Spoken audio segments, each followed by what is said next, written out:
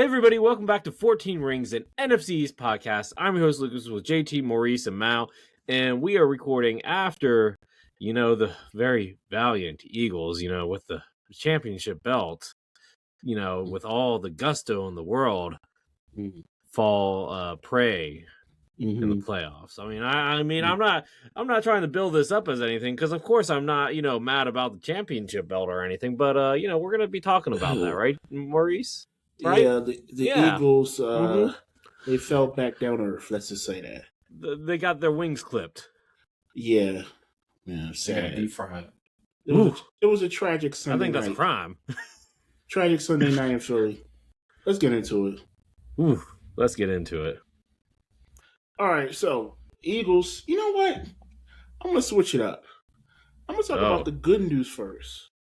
Something more recent, and that's the news that the Eagles have fired, kicked to the curb, banished, sent to the shadow realm forever, Kevin Patullo. Hang on, before you say fire, but their release said never fired. They said he has been relieved of his offensive coordinator things. And Adam Schefter made sure to point out that means that is not guaranteed that he won't be back in another capacity. Listen, as long as I don't see his face on the football field, as long as he doesn't have any say on play calling, I don't care. The man can still go feed his family. He can still have a job. Of course, yeah. So they fired Kevin Patullo. It was a day too late. When Adam Schefter tweeted that at 3:30 p.m. Eastern Standard Time. That was the first smile I had on my face in about 48 hours. Did you get the most air since you played, last time you played pickup basketball? I feel like that's the case. Yeah, something like that. You jumped up in the air, clicked your heels and said, yippee. Yeah, something like that. Yeah. I skipped my heels. I tapped my heels in midair. Just imagine that. I can't. That is a unique picture because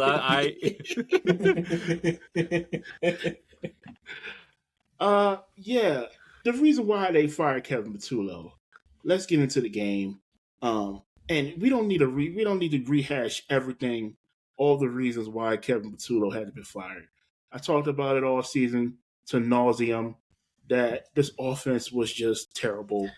And I mentioned something before we started recording. It isn't just one person. It's the whole team. And there were a lot of different parts that went into that offense being so bad, and it was on full display on national TV against the 49ers. Everybody saw it. Every week I talk about the offense. There's this anomaly stat that I mentioned, like A.J. Brown doesn't catch a football in the whole game. More on A.J. Brown later. Yeah, I was about to say we need to talk about him. Jalen Hurts doesn't complete a pass in one half. The Eagles had minus yardage in one half of football. All this different stuff throughout the year.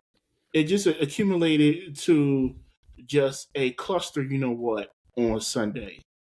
And, the first half, they had some consistency. The second half, which, by the way, throughout the season, the Eagles are at the bottom of the league in second half yardage. Bottom of the league in second half points. They're one of the worst third down teams in the league. They're the worst third and long team in the league. This just all came together, homogenized into just one bad offensive football team. Now, don't get me wrong, Patullo wasn't the only problem. But for the Philadelphia Eagles in a playoff game to go in the second half and only have 39 yards, total yardage, in the third quarter is terrible. Awful. And then the play calling itself, it was highlighted on the last play where they call four outs, and the defense, who did a great job, Robert Saleh did a great job defensively in this game. Both sides of the defense, both sides of offense and defense, the coaches got outcoached for the Philadelphia Eagles.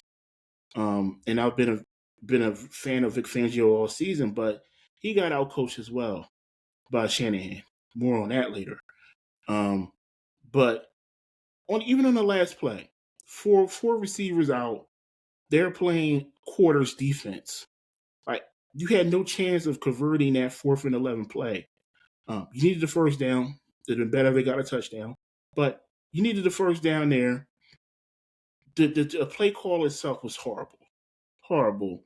And you saw the clip of them, Patullo, Sirianni, and Jalen Hurts, coming together, thinking about what play they're going to run, and that was the play they got. That pretty much capsizes everything that happened this season with the offense. Just terrible all around, inconsistent. They were undisciplined. Too many turnovers, too many penalties throughout the season. Why are the offensive linemen getting false starts at home in the playoff game? Why? This all around. This offense is one of the worst. I'm happy he's gone. Hopefully, they can find someone who can, get the most out of the talent that the offense has. Keep in mind, the Philadelphia Eagles has the highest paid offense in the league. Mm-hmm. How you have the highest paid offense and have one of the worst productions? I mean, it doesn't make a lot of sense. Speaking of offense, AJ Brown.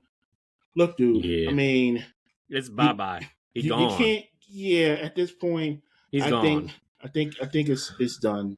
The ship has sailed on that one. The dam is broken, as you would say.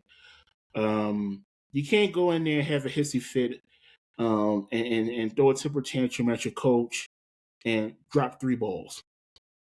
You had 3 drops in the game. They were on the money in your hands, and you dropped them. I mean, you're the number 1 receiver. Your nickname on Twitter is always open. You were open, dude. You had drops. I know it could be once in a while. I mean, CeeDee Lamb had drops in the opening game. You get over it and you move on, and you produce. But I mean, it seems like to me, it's in his head. Maybe it's time for a change. I will say this: I will leave that in Howie Roseman's hands. I'll trust him on that because AJ Brown has a $40 million dead cap hit. They trade him. Oof. So that's that. Is that post June 1st? Yes. So that means, and so is just for 1 year? Or is it? I think it's 20. Years? I think it's like 20 something after. It could be in the teens. I will check up on that one. Get back to you on that.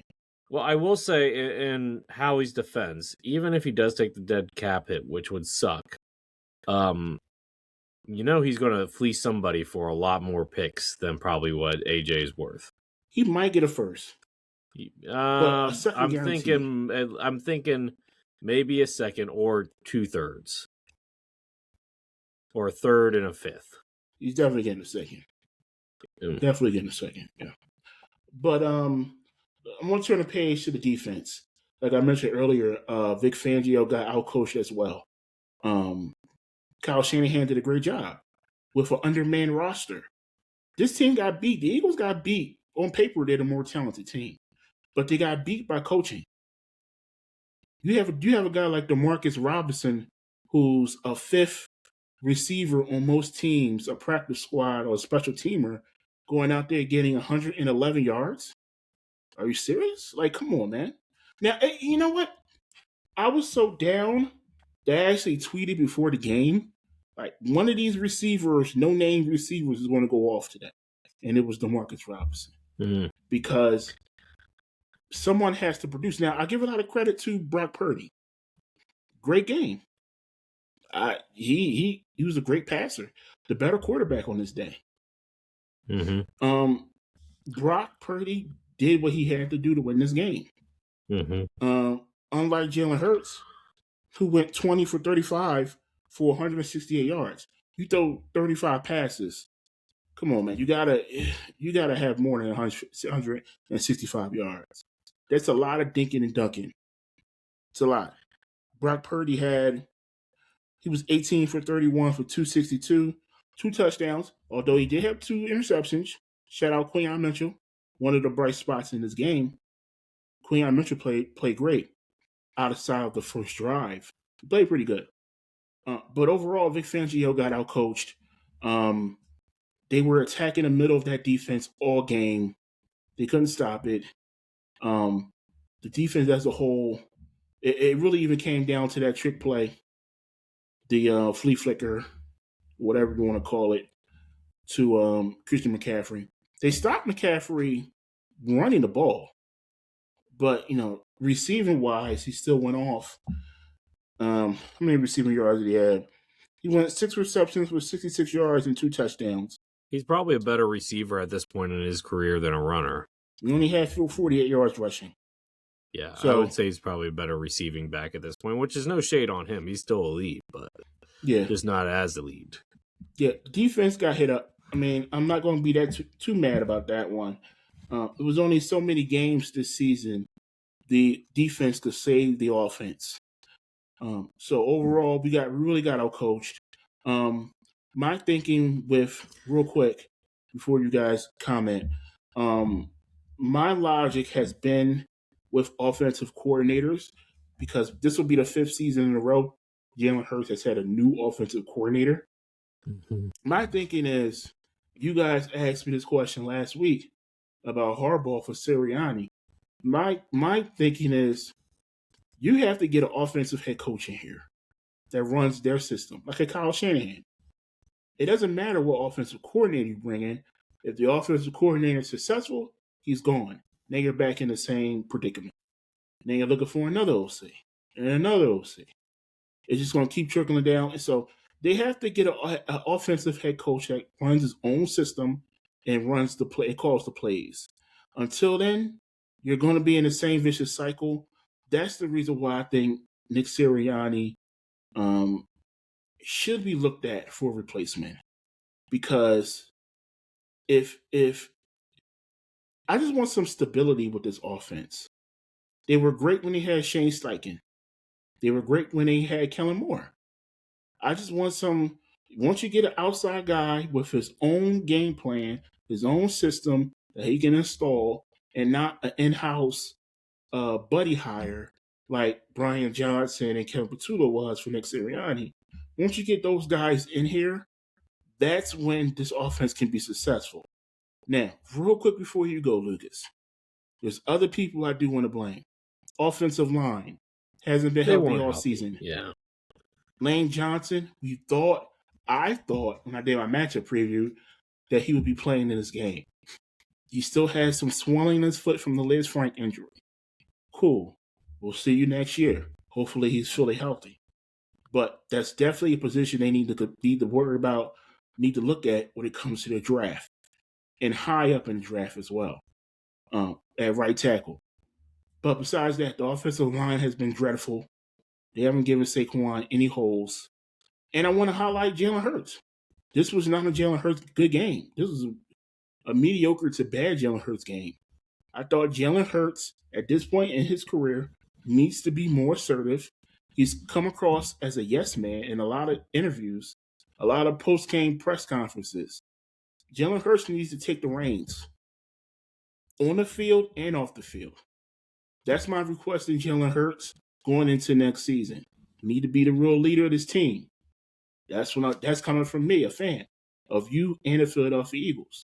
You need to take over and be the leader, number one, like the number in the jersey, the number one leader of this team on the field and off the field. When players and coaches don't step up and do their jobs, you got to say something, man. You can't just be saying a nice quotable for the internet, for the social media. You got to step up, buddy. Because Jalen Hurts is always going to be one of the most scrutinized quarterbacks in this league until either he just has one elite GOAT type seasons production-wise, or he just keeps winning Super Bowls. One of the two. So that's my plea to Jalen Hurts. Need to see more of you as a leader going into next season. With that said, question, comments, concerns. I'll go first. First off, I just want to note that when the Eagles' playoff run ended last year, Maurice said that Jalen Hurts was a top 3 quarterback. I think we can all put top 5. My bad. I think we can all put that to rest. This season, no. No. You said Jaden Daniels was top 5. Hey, and Period. I'll take that. Stand that's on fair. business. That's fair. That's fair. Okay. I mean, We're one not talking season about me doesn't. right now. We're talking about Maurice. Next So season. we'll get to me. Don't worry. I got stuff to say about me. But anyway, so you talk about, and I want to know your short list of coordinators. But I do want to note something. First off, I don't think you guys should get Cliff Kingsbury. And this is not just because he used to be our OC.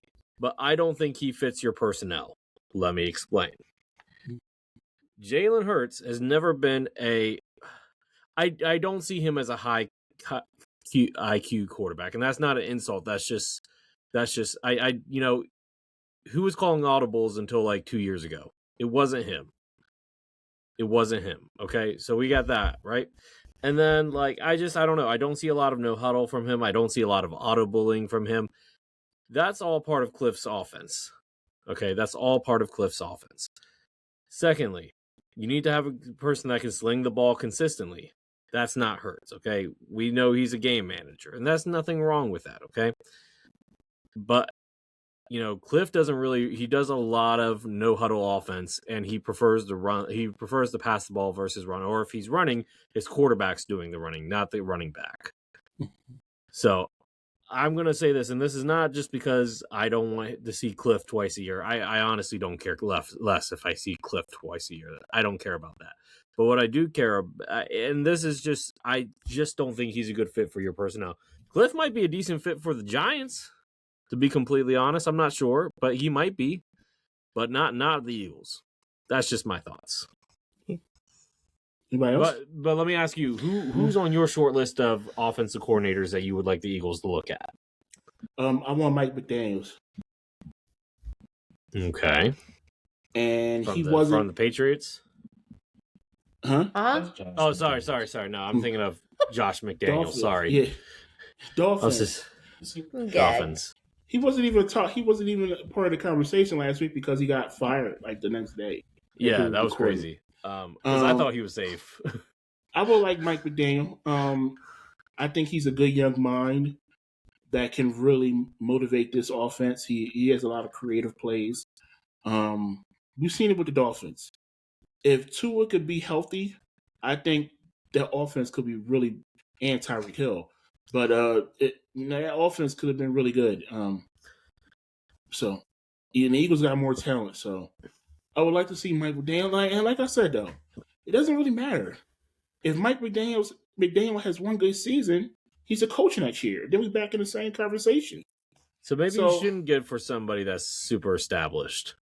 It doesn't really matter. I mean, if you have one great season, if he goes to the Super Bowl next season, just like Kellen Moore. I mean, you might get one more year, but I mean, you need a new coach. That's what I'm saying. Basically, that's what I'm saying. You need an offensive coach. So you want your head coach gone? At this point, yeah. Oh wow! Because at this point, you're not just saying that because a new candidate, a very interesting one, became available today. Can I chime in here real quick? Sure. Yeah. So, I just want to say, and I saw something, but actually, your beat reporter, Maurice, Elliot Shore Parks, that he doesn't believe that your OC opening is as attractive as people would think because of Sirianni. Do you agree with that? I agree. I agree. I think I do too. It's a cloud over your offensive coach. And I think because he doesn't call plays on either side of football, that makes him more dispensable than any other coach, like a Kyle Shanahan. You know what I'm saying? Perfect example. We're just going to talk about him later on, Mike Tomlin. Mike Tomlin doesn't call plays on offense or defense, but he's a leader amongst men. Is Nick Sirianni a leader amongst men? Well, let's be clear. And we'll get to Mike Tomlin. I'm pretty sure almost every team in this division would be okay moving on from their head coach to get Mike Tomlin. I don't have one, so. Well, I mean, I would be. It's free eats over here at the bottom. You really? You good? Okay. You got anything, JC? Yes. Always. The situation with the game. Question, Maurice. Who would you want to play more? The Rams, Packers, or 49ers? Well, to answer that question, I gotta go back to 2 weeks or last week. Remember last week when the Eagles didn't play their starters against the Commanders? Where they could have went for 2? They could have went for the second seed, and they would have played the Bears. Yep. Depending if they would have beat the Packers. Who would think that not playing a game and coming out and playing a playoff game will make you rusty?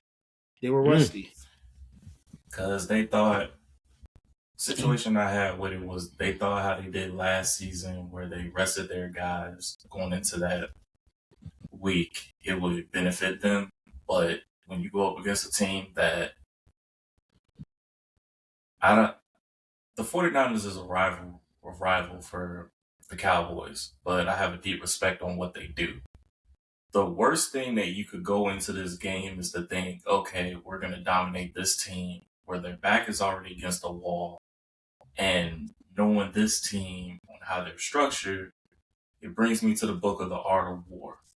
When you find yourself in a corner, what are you going to do? You're going to do whatever you need to fight your way out of that corner.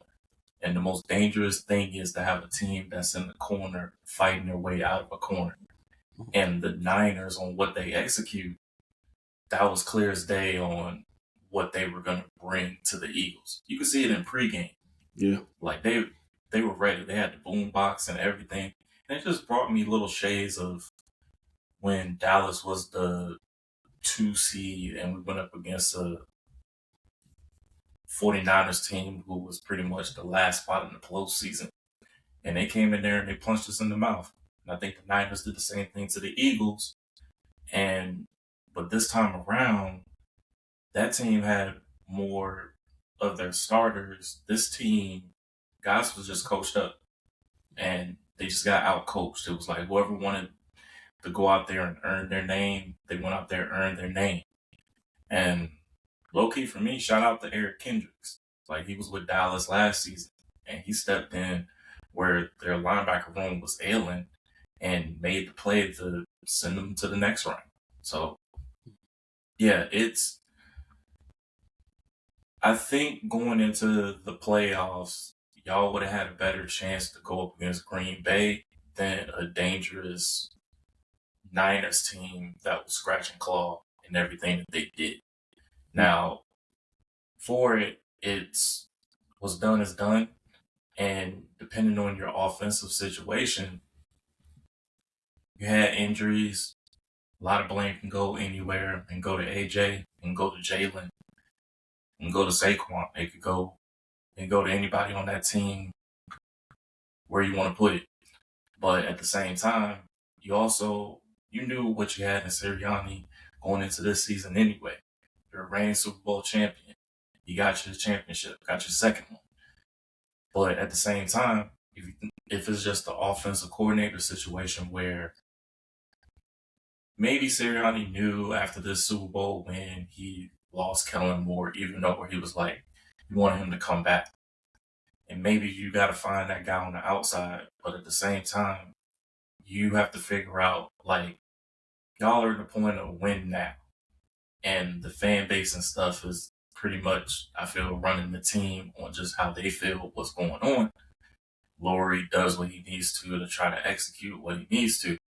So, yeah, it's what's done is done. Knowing y'all rebound, but at the same time, it's definitely a humbling situation for y'all. So, yeah, just hold this. That's fair. Well, unless Maurice, you got something else to add, let's move on to the them boys. We can move on. Oh, it's my turn? Yes, sir. Yes, sir. Cool. Okay. Well, I enjoyed these last couple of days. Some people will call it hate watching, but it was a joyous for everything. It's a time of celebration. Oh, it was definitely a celebration, for sure. But my team is currently on the search of a new defensive coordinator. a lot of news is going on with the different candidates. And if I'm looking at my watch correctly, tomorrow's going to be a very pivotal day because some contracts are up and interview processes are occurring. I do have some names that recently had interviews, and one of them was Durante Jones. He was top of my list. We had Ephraim Banda from Cleveland, passing game coordinator. Same with Jones as a passing game coordinator with Minnesota. Next person is Jim Leonard, passing game coordinator. We've also interviewed Aaron Whitecotton yesterday.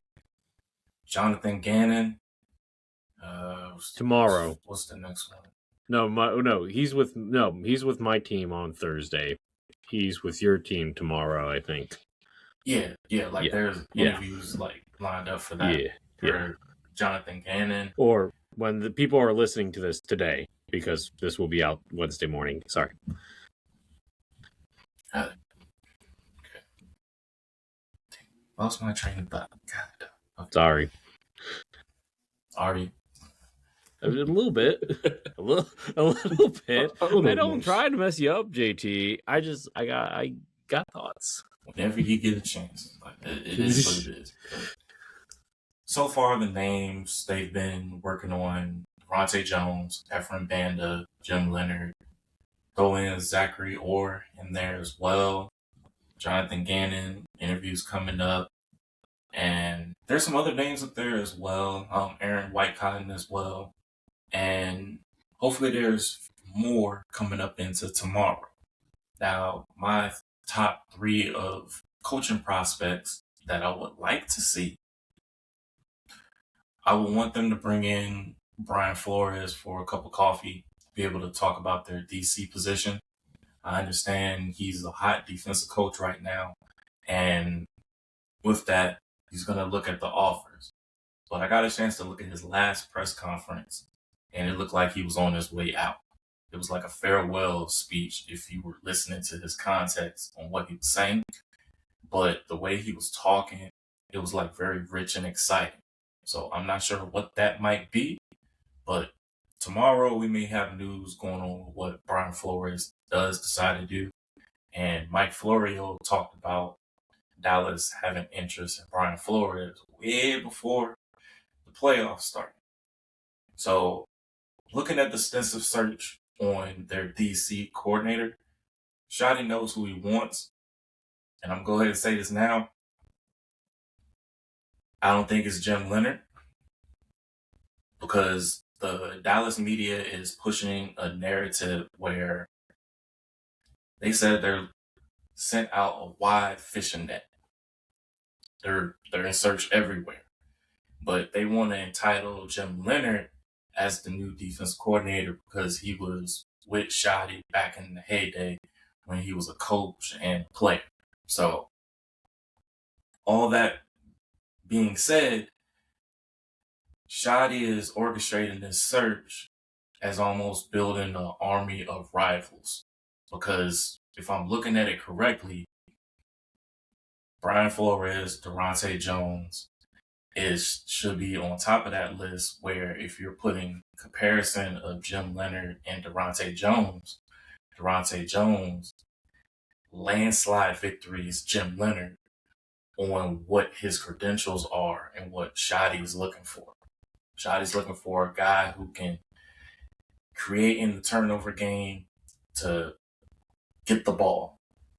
We missed that with Al Harris was doing that in Chicago. So they need to get another guy in here that can do that while orchestrating the defense. Durante Jones is top of my list. Brian Flores is second.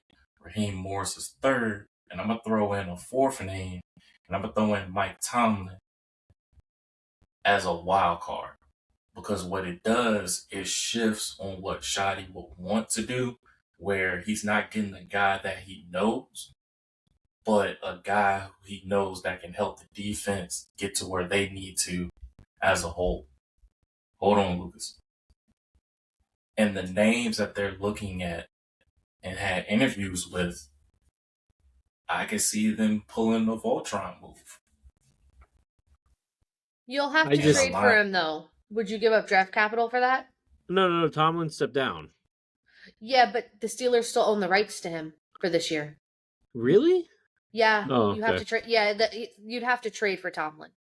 Oh, Mm. I don't think Jerry. that's why I don't That's think why I have Jerry's. him at 4. Well, I guess I don't know. I just don't see Jerry bringing in such a big name like Tom. I don't think Tomlin would want to come to Jerry World. I'm sorry, JT. How would you know that? Because we know Jerry, and we know Tom. You know Jerry. Well, okay. I also think know though Jerry. that Tomlin knows that. I mean, Tomlin has an established and accredited career. He's going to be in high demand if he was available. I was Just about to a say, head coach. almost every team has an opening would want Tomlin, and maybe some teams that don't have openings would want Tomlin as their head coach. Honestly, if it is the case, it's a name out there. I'm throwing out a wide net on this. Nothing is set in stone till the ink dries on the paper. But if I know that I can get a chance to go get Brian Flores and work towards that and fight for that, I'm gonna do that. And I think Shotty's trying to figure that out as well. Yeah, he knows people, but if you work with a guy who knows their stuff and is a stranger, that takes your team a mile away. See, I think Flores is the more realistic between him and Tomlin. Tomlin is 4th on my list. If it happens, it happens. If it doesn't, I'm cool. But I'm looking at the guys on the defensive room that can help my team. And if Brian Flores can do it, if Devontae Jones can do it, if Raheem Morris does it, even though that they have head coaching interviews, if they don't get one, they can still get a defensive position. Mm-hmm. And that's what I'm looking at. I'm looking at a guy who can orchestrate the defense and get the defense where they need to go. And if that is bringing in those 3 names, and if you could throw Jim Leonard in there as well. Don't get me wrong. I don't want it to be just one guy looking into. I want you to be able to do your extensive research and get the correct guy. See, I don't want Dallas to ruin this process. They have a chance to rewrite the wrong that they did last season because they really put the offense for Shoddy and the team under a bad cloud, like a bad state, because they were in top numbers, in top 5, and you're telling me you're the last on defense? How are you supposed to win with that? You can't win with that. So if Jerry really wants, and tomorrow's going to show me if they're truly serious, are they going to give out interviews to Brian Flores when his contract is up? There's rumors about it from Mike Florio. I trust his source over any other source. And if that's the case, then they're looking for their guy. They're fighting for their guy. But if they're leaning towards a narrative where they feel like Jim Leonard already has the job, then they're not serious about taking this team and pushing them in the right direction, regardless if Jim Leonard is a guy where I believe he hasn't done enough. He hasn't shown enough. Just with the Broncos, I'm going to say this and I'm done. When you're looking at the Denver's defense, they just line up. There's no scheme. There's no schematics. There's no putting people in the best position to play. And then they're saying, yeah, he's this big hope. But you got to look at Vance Joseph, who's getting head coaching interviews. He's the real guy that's orchestrating the defense. I just don't want to have a guy in here that isn't to what he seems, and it's just another puppet for Jerry and his team. And I think that's what's really hurting his team. You get a guy in here who knows what they're doing, that tips the scale. Dallas, I don't want you to ruin this process. And at the same time, show us and Cowboys Nation that you're serious about winning, because tomorrow's going to tell everything it needs to with that. But this whole narrative of Jim Leonard having the defense coordinator position is wrong, because if you're not answering the Shoddy and what they're saying, Shoddy's going to get this right. So it is what it is. Y'all go ahead. I digress. Pretty much said what I wanted to say. Anybody else? it's a really make or break decision. Mm-hmm. Kind of same thing with the Eagles on offense. Kind of make or break decision with the next defensive coordinator you bring in. Yeah, I mean, you got the talent and you got room to add to it, but it doesn't matter if the coach doesn't do the job and put the players in the right positions. Same thing with me. So I understand where you're coming from. Yeah, absolutely. I just want my defense to be better than 39th in the league. Yeah, same thing with me. That's fair. That's fair. All right. Well, unless Mal has something to add, I guess we can move on. Yeah. All right. So we're going to move over to the Commanders now. Like with most teams in the NFCs, well, every team, we're looking for some type of coaching fill. Now, we've already actually were the first team in the division to fill coaching position. We hired QB assistant coach or interim QB coach, David Blau. Now, just to give you guys... That was quick. That was quick. Now, let me explain what's going on here with this guy, because at first I'm like, why would we go from him to him? Let me break this down. So David Blau had a pretty decent college career playing, I believe, at Purdue. And basically, since then, he was a NFL journeyman playing from 2019 to 2023. Played for litany of great offensive minds. You know, we got Ben Johnson, Cliff Kingsbury, Kevin O'Connell, all these names here that he played for. And he's been, regarded as a high intelligence guy, high integrity guy, wherever he's gone as a player and as a coach, obviously, this year. Cliff Kingsbury had this to say. He said he knew that he had to get every ounce out of every rep. You feel that in his coaching, he's not going to let him off the hook. If it's a lazy rep, hey, do it again. We need to do better at that. That's a quote, I guess, of him quoting Blau. And I think it's really good for that room just to watch him work with those guys. Definitely appreciate and respect that kind of honesty that he's been through it on the level.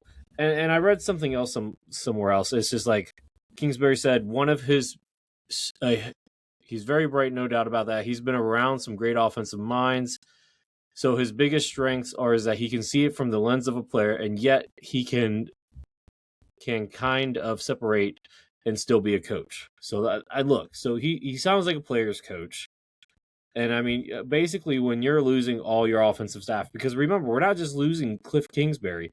We also lost earlier back in November, we also lost our QB, our QB coach, Trevita Pritchard, who's now a head coach at Stanford, right? In November, actually, my mistake. So you want to have some level of consistency. David Blau is Jaden's guy. And I've heard people saying, now I don't know. We don't know what exactly he's going to say. It has been rumored that his offense is not going to look too much like Cliff's. It's going to look closer to Ben Johnson's, Kevin O'Connell's system. I'm okay with that. That's good. If that's the case, we don't know until we see, right? It also gives us Commanders, an unknown, like what is this offense going to be like, which gives us a competitive advantage early on in next season. You need some more weapons if you're running the Ben Johnson offense. And we're going to get to weapons this offseason. I promise you I'm working on my offseason guide. Don't worry. It's coming out probably end of this month, beginning of next month, but it's coming. That being said, look, David Blau, he's only 30 years old. He's only had 2 years of coaching. So this is a risk. Dan Quinn is putting his career on the line here because a source said that he's not going to get a third shot if this does not work out in DC. So if Dan Quinn believes enough in this guy to give him a shot, because you got to remember when Dan Quinn was in Atlanta, he let Matt LaFleur walk. When Kyle Shanahan got the head coaching job, he let Matt LaFleur walk. He let other assistant head coaches walk. He let Mike McDaniel walk. He wasn't about to do that here because there was a real interest from Detroit for their OC position regarding David Blau. So he locked that down. Will this work? I don't know. It's a rookie. It's, first time OC that's never called plays before, coming into a pretty high stakes situation. But it's definitely something to monitor. I'm definitely monitoring it all offseason into the regular season next year. We will see what happens. Any thoughts on that before I move on to DC? No? Okay, cool. So, defensive coordinator. Now, we have not officially we have not hired that position yet. Though I do want to talk about the people that we have interviewed already. So we got defensive line coach Joe Cullen. We already interviewed him. And of course, Kansas City's defensive line has been pretty solid for the past, 10 plus years. So you got to give him credit there. And then we got Denard Wilson, defensive coordinator for the Tennessee Titans. Now, obviously, we can all agree Tennessee was trash, but did he have much to work with last year? Probably not. So I don't know if that's an interesting one that I'm going to keep an eye on. I got to see more of that. I got to do a little bit more research on his, the type of scheme that he runs. On the plan or expected interviews still to happen. Brian Flores, the Commanders hope to interview him. We'll see if that happens. I would love to see if Brian Flores would come here, but, he's going to be the hottest DC on the market, whether it's for DC or head coaching position. Let's be absolutely clear. And then Jonathan Gannon, as JT already talked about, he's interviewing, I believe, with the Cowboys first, and then he's interviewing with the Commanders on Thursday. Don't hate that option. Not my great. I don't know. I would, I think Gannon would keep him away from him. Well, we'll see. Let me tell you, Gannon been here. He had some success. He got to the Super Bowl.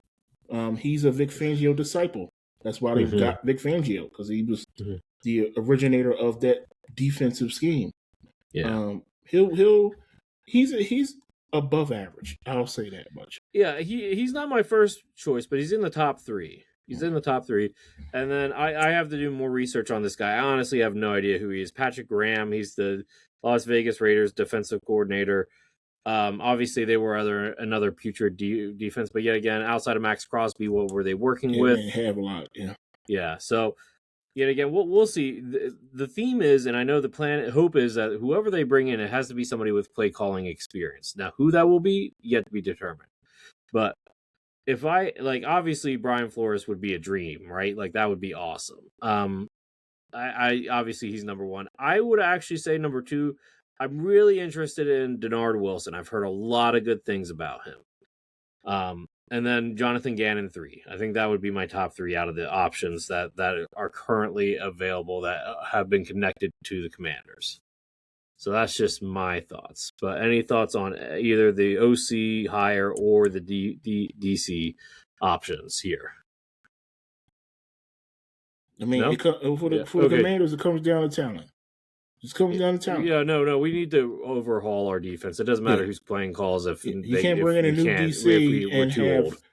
You can't bring in a new DC and still have the oldest defense in the league. That's for sure. Here's the crazy thing: people still want Bobby Wagner and Von Miller back. I wouldn't mind having Bobby back, but not as a starter. I don't think he's Mike anymore, but we'll see. He's definitely a situational linebacker now, and he's still really good. He can tackle like none other, but like as a full-time starter, he just has too many weaknesses at this point. But what were you saying, JT?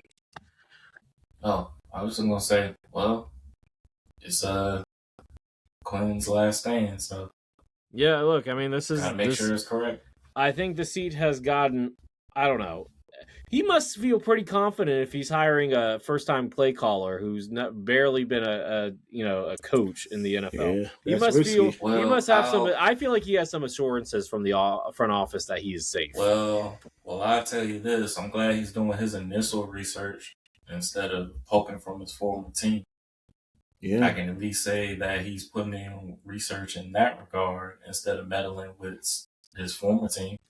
Well, I mean, he kind of did. We did interview your tight ends coach for the OC I know, job. and that's sorry. Look, I don't know what to say on that one.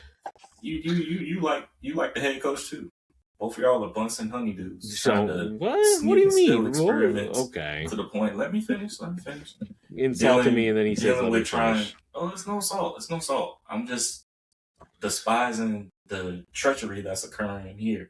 Is that you're fine where you are in DC. but yet you're still trying to fetch other things from Texas just to try to manipulate and take things from there instead of fully doing your own research in that regard. You got that taste of the Texas life, and then after you leave, you left, and then you're wanting to be like, hey, you know what? I'm gonna go ahead and take this and take that. And Maurice, that's the true meaning of dirty Mac. Okay, but the people that we took, we didn't they were all free agents, okay? Like, the players wise, they were all free agents. After Quinn left, he was still texting Micah saying, hey, buddy, what you doing? Okay, Micah's different, but I'm talking about like Dorrance Armstrong, Tyler Biadasz. He had a star on his helmet. Look, the NFL has not found any tampering, so that. Look, don't accuse my team of tampering unless they get caught. Okay, then I'll own that. Still, Quinn deny the allegations. Poke him in the forehead. Stay on your side, man. Leave my team alone. Mm. So anyway, so that's pretty much all I got though. I mean, we made some practice squad signings, nothing major there. Future contracts, that type of deal. That's pretty much all I got, guys. Look, I will see what happens with DC. I think DC is going to be a little bit of a longer take than the OC job. And honestly, I think part of it was panic. Like, a little bit of it was, we don't want to lose David Blau. He might be the next Sean McVay. We'll see. I do think that I guess the part of the reason they went with Blau is I guess McDaniel wasn't interested in. I mean, I'm just speculating at this point. I'm not reporting anything, but because if Mike McDaniel wanted the job, he would have had it. Maybe he didn't want to deal with Dan Quinn anymore. Or maybe Dan Quinn went with somebody that wouldn't be gone after a year. Because let's be real, if wherever Mike McDaniel goes, if he's not a head coach and he's an OC, he's going to be gone in a year. Yeah. And you could say the same for your new OC as well. I mean, he might, but the likelihood is less. No, but I'm saying, if this guy can get where you need to go and his name ends up being like a situation where he gets an interview, hey, he earned it. I mean, yeah, absolutely. But and that's for any coach that gets a hire nowadays, especially a coordinator position for it. Well, and look, if he has the opportunity to get a head coaching job, I want the Commanders to fire Dan Quinn and get him if they think that if another team thinks he's that good, then I'd rather take the role on him. I'm saying Quinn. if they do really well in their first year, then they will get the hire for that. Yeah, we'll see. Hey, what it is. All right, we've been, we have the lady of the podcast. We made her wait to go last. We apologize. You can go ahead, Mal. That is okay, guys. I've been listening to some good banter here, but while y'all are fighting over coordinators, I still don't have a head coach. So that is something that we are going to be doing currently. No coordinator interviews have happened because we don't know who the head coach is, so the head coach hasn't been able to make any plays in who they want for coordinators. So things are heating up in the Harbaugh sweepstakes. It looks like it's most likely coming down to the Giants, the Titans, and the Falcons, from what I hear. Now, Chris Mara had lunch with John on Sunday. There's clearly mutual interest. Joe Shane and Harbaugh have been talking, hoping to get him in for a official visit this week. Unconfirmed if he went on any unofficial visit, virtual, don't know about any of that, but seems like he is the number one target for the Giants. Now, we talked about Tomlin. I'll get to him when we get to our next section, but I don't think the Giants will pursue him. Other candidates that we've interviewed so far are Antonio Pierce, our alumni, who apparently had a really good interview. I heard that too. I wouldn't be mad if you guys did that. I wouldn't be mad. I think he'll be in one of the top talks, and if not, maybe we could talk about him for DC, but more to come. We also interviewed Colts defensive coordinator Lou Anarumo. I don't really want him. No. We interviewed Raheem Morris. Not bad. We're requested to interview Jesse Minter and Clint Kubiak. Kevin Stefanski has been interviewed. So we'll see. But all signs point to the Giants really want Harbaugh. It's all about what Harbaugh wants to do. He has all the leverage. He's probably the most sought out head coaching candidate right now. Now, I'm not going to be upset either way. I just want the Giants to make the right hire in this situation. We need a leader in the locker room. Do I think Harbaugh would be great for us? Yes. However, not going to get all twisted if that doesn't wind up happening and he winds up choosing somewhere else. I think there's some pretty good options on the market. Now, Brian Flores is not an option. We burnt that bridge. Yeah, so that's kind of done. So that one is out in any capacity. And then it all really just comes down to who the head coach wants for OC and DC. I think Stefanski is your, consolation prize if you don't get Harbaugh. Which I'm cool with Stefanski too. I'm cool with him too. So we'll see what happens, but that's really kind of where we're at. Brian Daboll and Eli have reached out to John to vouch for the Giants, which I think is mad respect to Daboll after getting fired. He just wants to see his guy do good. He loves Jackson, wants the best for him. So I think that's pretty cool. And I think that says a lot about, how the Maras hold themselves. And, even though the fans say, Giants are trash organization, this, that, and the other thing, the league views them a lot differently. They have them in a very high regard. So that was cool to see that Daboll kind of did that, and Eli as well. But we know Eli is a longtime lover of us. So cool of them to support Jackson to get him what he really needs. But I don't have any other answers until we get the head coach resolved. Hopefully sometime at the end of this week or next week, I'll have a coach. Hopefully. But that's all I really got. Go ahead, Earl. It looks like, depending where you can go, it looks like it might be an offensive coach. Yeah, we need it. Yeah, we need it. Just to kind of get Dart where he needs to go. And that was kind of the question on, do you want to go offense or go defense? It looks like y'all have an answer now that you might want to go offense. Yeah. With the head coaching situation. So, yeah, just got to see how it plays out. I think some of the other coordinators, when things, maybe in the postseason, if it starts to end, you can start seeing who could help. Yeah, and it's all going to really start with who is the head coach, because if we have Harbaugh, there's going to be coordinators that want to work with him, or he's going to have, different visions for what he wants. So it all depends who's going to be at the helm, and we'll go from there with the little subdivisions. Yeah. Now, let me ask you this. Mm-hmm. Would you hate it or love it if Cliff Kingsbury was your coach? Ooh.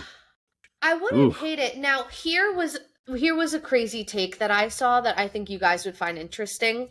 Okay. So, Giants fans, they're wild. They are fair weather. They go back and forth on the craziest things in the entire world. So someone was saying if Harbaugh gets hired as coach and he sees fit to hire Brian Daboll as the offensive coordinator for Jackson Dart. I saw that one too. You saw this? I think I shared it to you on. I think I shared it to you on Instagram. I think it was you. I couldn't stop laughing, man, because these people. Wait. So if Kingsbury was the head coach, no. She's saying Harbaugh. It made me think about it when Maurice asked me that question. To answer your question, no, I wouldn't hate it. I think he would be an okay fit here. But you saying that reminded me of this comment that I saw, and I can't. Wild. I can't. So Harbaugh head coach, Daboll as OC? Yes. After he was just fired 2 months ago. That would be wild. See, the thing is, it wouldn't be a terrible idea either. That's the thing. I can see Daboll coming back into the office swallow his pride, but yeah. The only person be mad about it would be Jalen Hyatt, though. Well, he's gone anyway. The kid's a bust.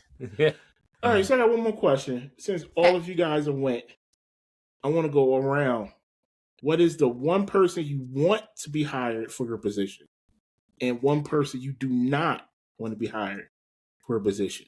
So for Lucas, it would for the OC, for OC and DC. For Earl, would be the DC, and Mal, it would be the head coach.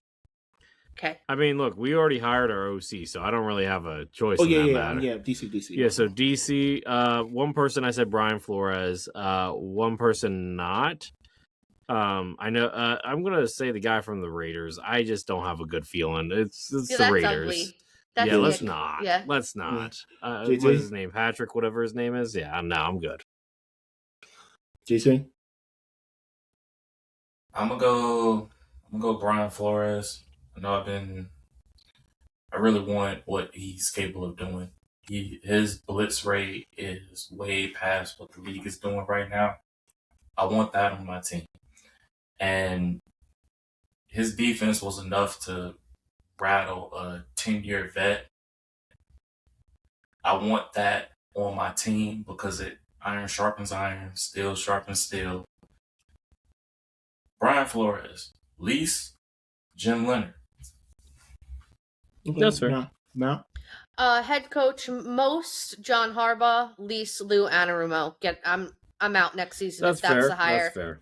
I'm out. That's interesting that they interviewed him for a head coaching position. Mhm. Yeah, they did. Wow. Okay. But we haven't really heard much afterward, so I'm fingers crossed that he was just kind of chilling. Harbaugh. Well, more to come. He's got options. You know, if he does get hired, you have to drop an emergency tomorrow's NYG gonna be episode. Just saying. Absolutely. and by the way, to answer my own question, OC for the Eagles, Mike McDaniel, even though he might not be here more than 1 year, at least in that 1 year he might get to another Super Bowl. So Mike McDaniel, and the one person I don't want is Brian Dable. Well, he's going to turn Jalen Hurts into a human battering ram. That's what he did to Dart and Josh. And that was crazy because Jalen Hurts didn't run this year for some strange reason. Brian You Dable, know the interesting. Brian Dable was the person who benched Jalen Hurts. He is. Yeah. Honestly, if I'm you guys, I don't want Cliff Kingsbury. Cliff Kingsbury offense does not suit what you guys have. Yeah, I don't think that's a fit. Real quick, the situation, and this is on Cowboys. One thing Brian Schottenheimer is looking for is a guy who can adapt and be a teacher. And the names that I've spoke on, they're teachers. And I just want them to be able to execute what they need to get Shotty what he needs on the defense side of the ball, and that's bringing in a teacher who can adapt. Maurice, my question to you is, how you feel about some of the commentators calling Jalen Hurts a robot? Well, that's kind of what led into my little diatribe about him, just being more of a leader and speaking up and, in the press conferences and stuff. Some of his comments and his answers are very robotic. I just want him to be more of a leader. I'm not going to go back into that, but yeah, I just need him to be more vocal leader. That's all. This is a grown man sport we playing. You're not gonna, hurt people's feelings if you call out, "Hey, AJ, drop some passes in this game. We'll work on that. We'll get better next week. We'll fix it." You ain't got people say people's names, but it's just like this kumbaya. Just kind of hold people to a standard. Yeah. And to keep accountability. Yeah, Jalen Hurts always says the standard is the standard. Well, you got to set the standard, man. You're the coach. You're the quarterback. But we can move on. Let's go around the league. Yes. Before we go to around the league, I did want to mention something. We talk about the game. I forgot to do this, but I did want to give prayers to George Kittle. Yes. Yeah. Towards ACL, not ACL, is Achilles. Achilles. What's even worse? That's like the worst injury in sports now. It was bad. You clearly saw it on the replays. Well wishes. Get back soon. Hopefully he can play early next season. Even with that injury, that even galvanized them even more. It gave them more spirit. Gave them more energy to beat the Eagles in that game. So, GG's to the 49ers. Yeah, let's get around the league. GG's. The big news: 19-year coach Mike Tomlin.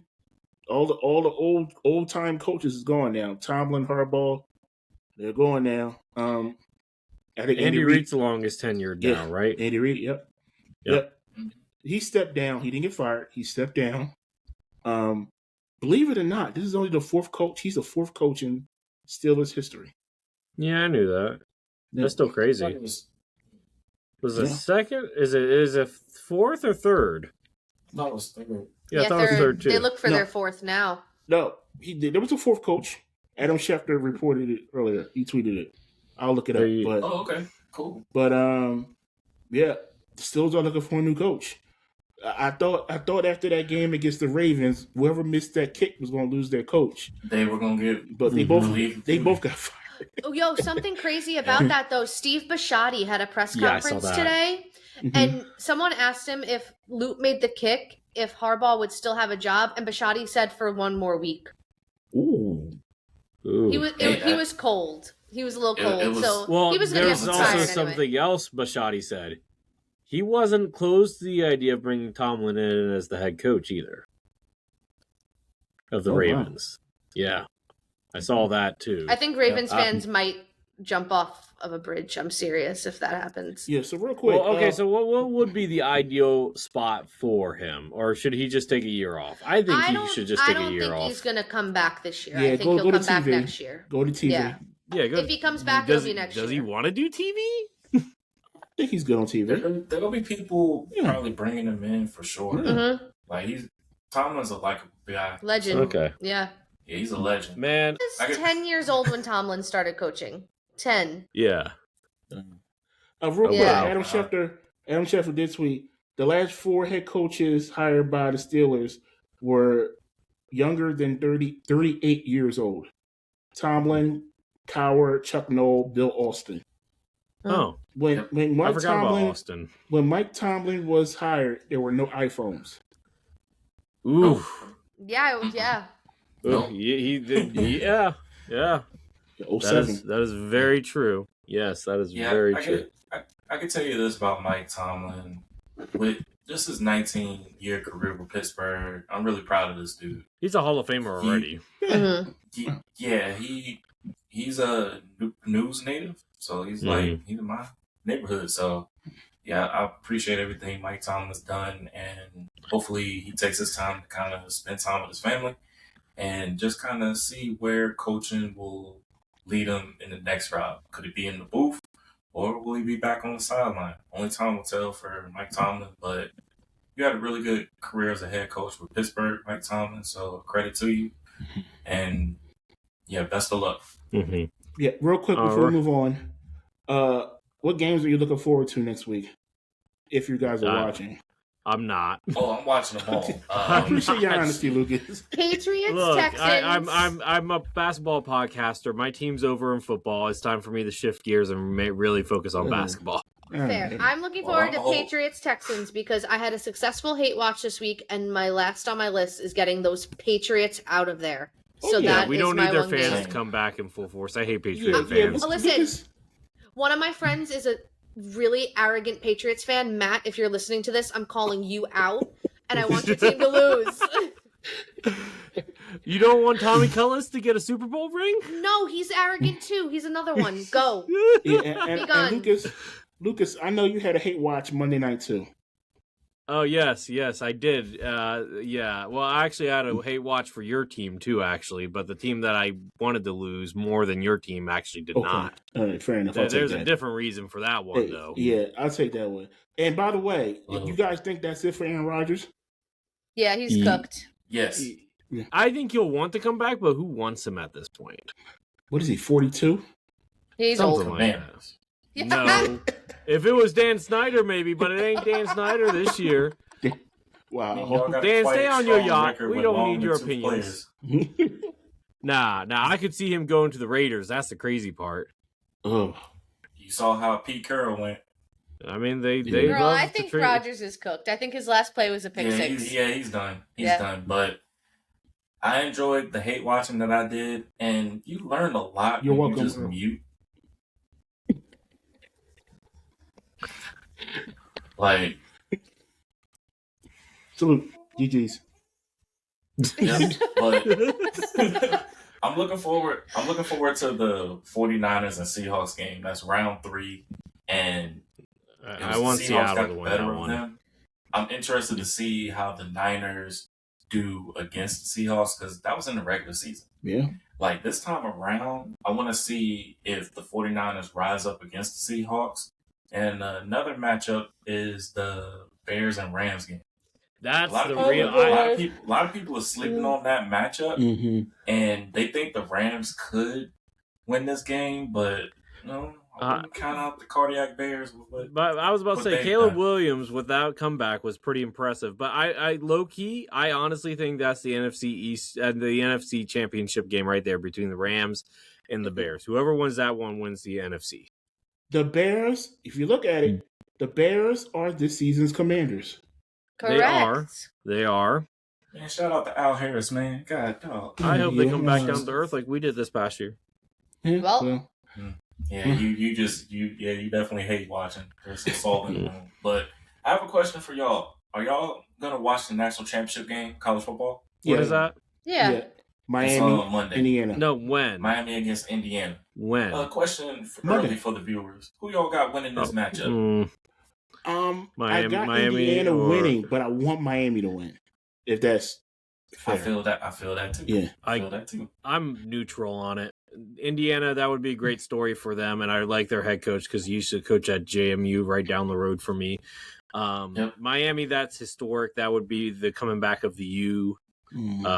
Obviously, he's great for college football, and it would save the ACC conference, which I don't want to see too many mega conferences, to be honest. So all I'll say is go Florida.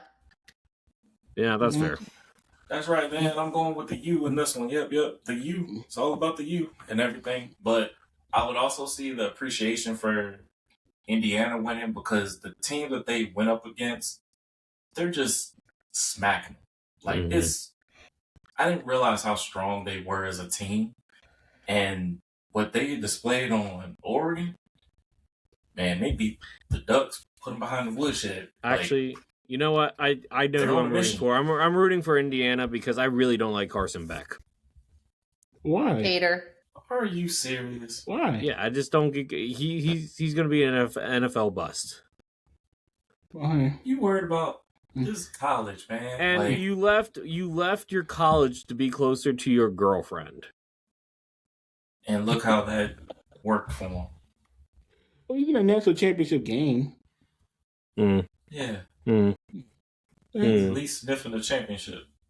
But listen, man. You know what? We lucky we on the podcast, or else I'd be making jokes right now. Anyway, let's go ahead. I can't. I got a full book ready for you that I haven't unleashed. You know, I actually got. Side note, I got for Christmas a calendar of dad jokes for the year of 2026 from my parents. I can't wait to hear it. Oh, it's fantastic! I love it. Chef's kiss. Okay. Anyway. Yeah. Do you do that? Oh, you want to know what here's slap? the one from today. How can you tell it's a dogwood tree? Because of the bark. How can you tell if it's a dogwood tree? Because of the bark. The bark, okay. Okay, I got it. The bark of the tree. It was a good one, right? It was a good one. That was a good one. JT, it is your turn. And I do want to note something. I do not know who this football player is anymore. JT has taken over who is that football player, partially because it's not fun to play with him anymore.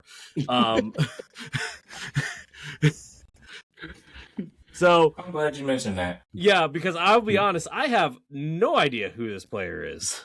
And it's on my team, and I feel bad but to be fair, I didn't start watching football until 2005. So, Lucas, I never meant to cause you any sorrow.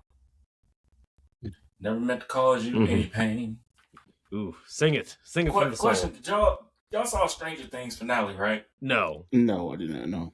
I don't watch Stranger Things. You on your own now. Never mind. That one. The only thing I've seen from Stranger Things is when they covered the Never-Ending Story song. Got excited. Yeah, that's Lucas's favorite song right there. Hey, look, it's a banger from the 80s. I'm not even gonna lie. I would listen to that all the time. Look, I guarantee if you watch the finale of Stranger Things, you'll be in the feels on how I feel. To this day, I cry every day after watching that thing. Okay, well let's get back to it. So who's this football player, JT? Yes, it's time for Who's That Football Player? Man, this is great. All right, this player played with the Washington Commanders back in the 1990s. Whoa. He just called them by their actual name.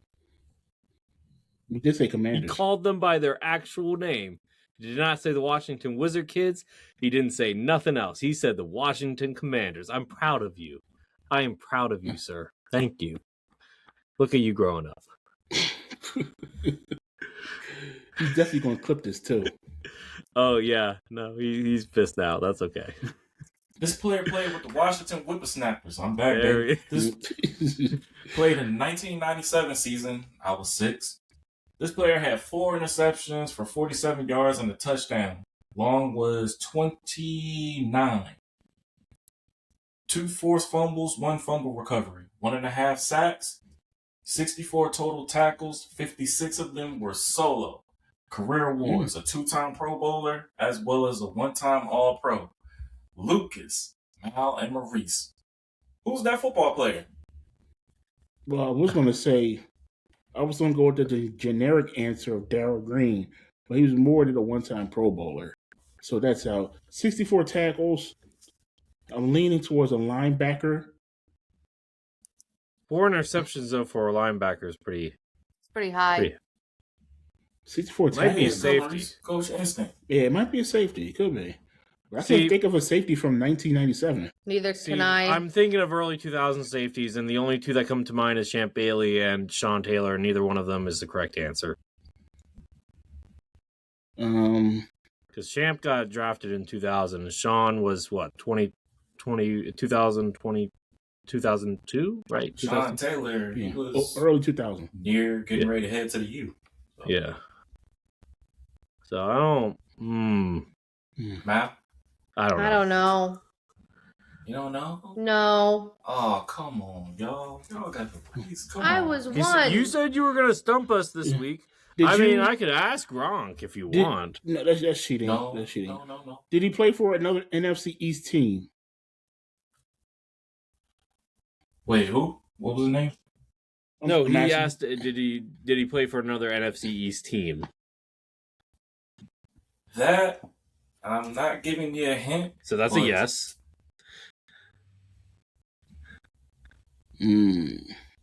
I have no idea. I'll say Champ Bailey, answer? but I know Just that's wrong. Give me out a name. I'll say Champ Bailey, even though I know it's wrong. But I'll say Champ Bailey. I'll say Darryl Green. Darryl Green? Mal? Darryl Green. I'm mooching off Maurice, phone a friend. Yeah, this is a bad mooch right here. Teamwork makes the dream work, but all of y'all are wrong. Yeah, this player played the opposite of Darryl Green and was Chris Dishman. Oh, Chris Dishman. He played for the Oilers back in the day. Yeah. Dang. Yep. Okay, I remember the name. If you want me to have a chance of getting this, anybody past 2005. That's my only hope. I'm like Mal when it comes to football. I don't know anybody in the 90s or below. Dude, I was born in 96. I know. So 97 homeboy I was 1. Yeah, I was like 5. I do remember the name Chris Dishman though. Maurice was like in high school probably at that point. Wait, 97? No. I was 13. Yeah. So middle 13. school. Middle school. Yeah, he was middle school. Middle school Maurice. Yeah. I want to know what middle school Maurice was like. Was he a good student? Terrible or did student. You get in trouble? Terrible student. Terrible student. And I got in fights. Yeah. Oh. Yeah. Oh no. Student. Terrible student. His favorite class was lunch. Gym and lunch. Yeah. To be fair, well, no, I can't say that, but Philly cooking with Maurice. We obviously know you like cooking, so. Yeah, that's why we're kind of leaning towards that. So anyway, but yeah, whole question. Who's the team for next week? So it'll be the Eagles. Think about it from most rings to least rings in a cycle. Okay. So it'll be Eagles Cowboys, next. Giants, Commanders, Eagles again.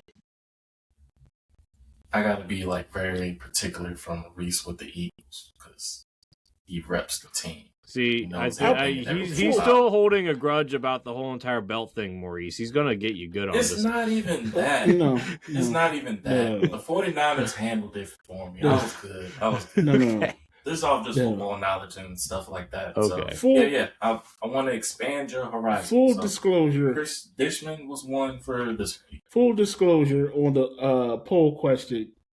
I was irritated when Lucas called me. I didn't make the poll question this week. It was Mal. Yeah, you threw Mal under the bus. Yeah, I know you did. I will do it because you guys think I always make the mean poll questions. That is not true. For everybody listening, it's the middle of the first quarter. Watching the game. Lucas sends me a text. Hey, can you make a TikTok video for the poll question?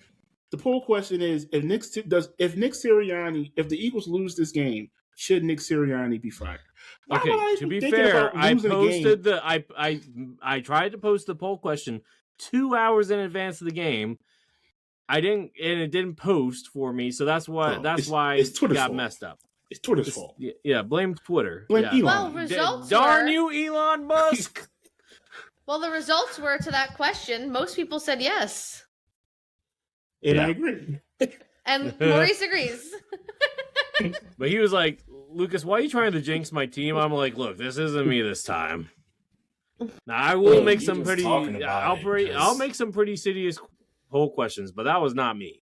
That was all me. But Maurice, I sure can tell you, like, the championship belt it stunk a little. But I literally was just low key just preparing for the time to say it, where I was just like, they might not play their starters at the end of the season, so they could either lean up to Green Bay or the Niners. So I was hoping it was the Niners. That's why I said first round exit at the end of the episode. The way that offense played, if they would have played the Packers, they probably still would have lost. Yeah. That is a valid fact, because the Packers were scrappy in that Bears game. They were. They really were. They led the game. Yeah. They blew the lead. All right, guys. We got like 3 more things, and we are definitely pushing our time. So, Mal, let's go ahead to the poll question. Yeah, so the last poll question is, which NFC East team would be a better fit for former Arizona Cardinals head coach Jonathan Gannon as their new defensive coordinator? And most people said the Commanders, yeah. I mean, I could see it. I'm not mad about it. It's not my preference, though. Yeah. Fair. That's kind of how I feel about it, but, it is what it is. Oh, by the way, shout out to Saquon for having the most rushing yards in Eagles playoffs history. Yeah, congratulations. Yes. Here. Oh, I definitely need to pull that up. So there is the trivia question. This is a Giants trivia question. The question is, how many times is Odell Beckham Jr. ranked in the top 10 single-season records for most touchdowns for a pass catcher in New York Giants history? I think the answer is 2. You think 2? I think he was on pace for 3, then he got injured. If I remember correctly. Yeah, I want to say 2 as well. So top 10 because his rookie finishes. Season for sure. Maybe it was only 1. It could be. It might have just been his rookie season. I'm gonna go with 1. Season, yeah. I'm just gonna go with 1. Yeah, I'm gonna go with 1. I'll say 2. Okay, hang on. I'm pulling it up. Give me a second here. So, to answer that question, Odell has the most with 1, 2, 3. He has 3. Actually, I thought it was more than that. But yeah, 3. Oh. Okay. I thought it was only 1. First, so he ranks rookie first in 2015, third in 2014, and then 8th in 2016. Okay. Yeah. Mm-hmm. Bet. Yeah. Now, question is, and I don't know if anybody's going to get this because this is an out of left field name. Who's second with 13? He's tied with Odell for the most, but ranked second with 13 touchdowns besides Odell's 13. For one season or multiple seasons? For one season. Next. It's either Homer Jones, going way back. It's got to be a previous. Or it got to be Victor Cruz. Was it Timber? Victor Cruz had one great season. Yeah, I was thinking it was Victor Cruz. Or it could be Mark Ingram. So, Maurice was actually right. It's Homer Jones. Homer Jones? Okay. Homer Jones, like a bunch of records. We've highlighted him before. Yeah, we need to give him a little bit more love. Anyway, yeah, so Homer Jones. But good job, guys. Good job. Good job. Oh, are we ready to wrap it up? Yeah, I believe so. Yeah. Who's up for it today? I guess it's me. It's Loser Maurice. does the outro.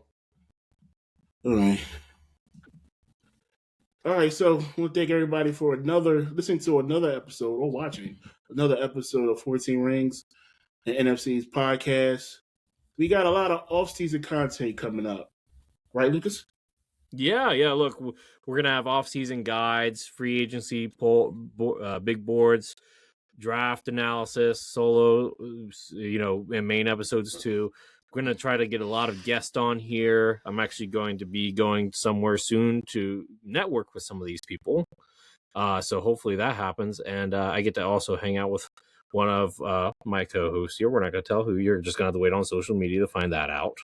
But in the meantime, make sure you guys follow us on 14 Rings and NFC's podcast on YouTube, Spotify, Apple Podcasts, Amazon Music, and iHeartRadio. Make sure you follow us on Facebook, Instagram, Twitter X, Threads, and TikTok. And make sure that you guys, we're doing so good. We're growing so fast, but we need your help. We want to be monetized so that we can, first off, quit our day jobs, because nobody wants to do that. But honestly, if we can quit our day jobs, we can give you guys a lot more NFC East content for your favorite team, whether that's Commanders, the Giants, the Eagles, or the Cowboys. One of those is a good choice for you. The rest of them are terrible. I'm not judging. But, and that's not a shot either, JT, chill. But my point is definitely a shot. No, it's not. No. But in all seriousness, whatever team you just support in the NFC East, we have content for you guys here. Make sure you like, comment, subscribe, wherever you're listening to this episode, or if you find us on social media. It's a big help to us. We'd love to hear your input. And make sure you, we want to interact with you guys more. You guys comment on our stuff. We're gonna interact. JT, you're gonna have to do that. I know what you want to talk about. I'll let you do it on your solo episode, okay? Hey. Anyway, so on that note, thanks everybody, and I'm sorry for taking over the outro. I don't usually do this, but I haven't done it in a long time, so I'm gonna do it now. But thank you guys. Until next time, deuces. Raise hell. Bye, y'all. Yeah. Go Birds. Blessings, DC for life, and man, enjoy the playoffs, y'all. Mm-hmm.